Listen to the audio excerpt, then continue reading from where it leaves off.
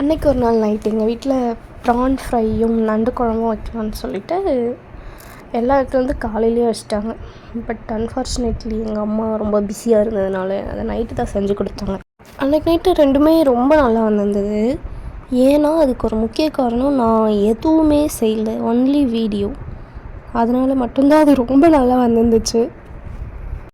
ப்ரானுக்கு வந்து எண்ணெயை ஊற்றி வெங்காயம் தக்காளி பழம் போட்டு வதக்கி அதுக்கப்புறமா ப்ரானை தூக்கி கொட்டி அந்த மசாலா இந்த மசாலா மஞ்சத்தூள் மிளகாத்தூள் உப்பு எல்லாம் தேவையான அளவு போட்டிங்கன்னா அது கொஞ்ச நேரம் மூடி வச்சுருந்திங்கன்னா அந்த தண்ணி அதுவே விடும். அந்த தண்ணியே வந்து அது வெந்துருமா. ஆக்சுவலி எனக்கும் என் தம்பிக்கும் வெயிட்டே பண்ண முடியல அன்றைக்கி ஃபுல்லாக.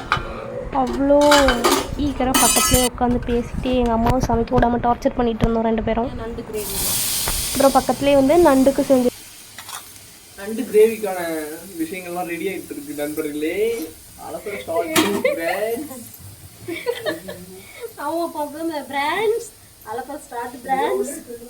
இந்த விஜேசி ஒரு முக்கியமான டைலாக் வெயிட் பண்ணுங்க. நண்டுங்கிறதுனால நல்லெண்ணெய். அப்போ வண்டுன்னா வேற கண்டிப்பாக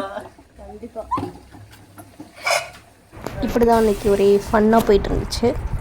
அதுக்கப்புறம் நண்டு குழம்புக்கு புளி கரைச்சி ஊற்றி நண்டை தூக்கி போட்டு அப்புறம் இந்த நண்டு கொதித்ததுக்கப்புறம் அரைச்சி வச்சிருந்ததெல்லாம் கொட்டிட்டாங்க. இல்லை அதுக்கு முன்னாடி மசாலா போட்டிருக்காங்க போல். மஞ்சத்தூள் உப்பு வேறு மிளகாத்தூள் இதெல்லாம் போட்டு அதுக்கப்புறமா வந்து என் தம்பி விளக்கெண்ணன்னு சொல்லும் போது தான் எனக்கு ஒன்று ஞாபகம் வந்துச்சு. ஃபஸ்ட்டு நான் கேரட் அல்வான்னு ஒன்று பண்ணேன். அதில் நெய்க்கு பதில் விளக்கெண்ணெயை ஊற்றி ரொம்ப சிறப்பிச்சிட்டேன் அந்த கேரட் அல்வாவை. விளக்கெண்ணெய்னா என்னால் எப்போது அதை மறக்கவே முடியாது. அதுக்கப்புறம் இந்த நண்டு குழம்புல கொஞ்சம் வெங்காயம் தக்காளி பழம்லாம் பச்சையாக போட்டு அதுக்கப்புறம் வதக்கி அரைச்சாங்கல்ல வெங்காயம் தக்காளி பழத்தை, அதையும் தூக்கி கிரேவி கன்சிஸ்டன்சிக்காக அதை அரைச்சி கொட்டிட்டாங்க. அது அப்படியே கொஞ்ச நாள் இருந்துச்சுன்னா நண்டு குழம்பு ரெடி.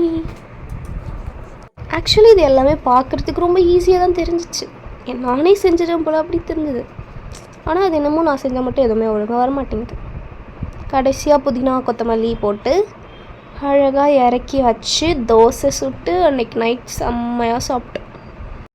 கடைசியில் ஃபஸ்ட்டு தோசை சுட்டு எங்கள் அம்மா வந்து எங்கள் அப்பாவுக்கு கொடுத்துட்டாங்க.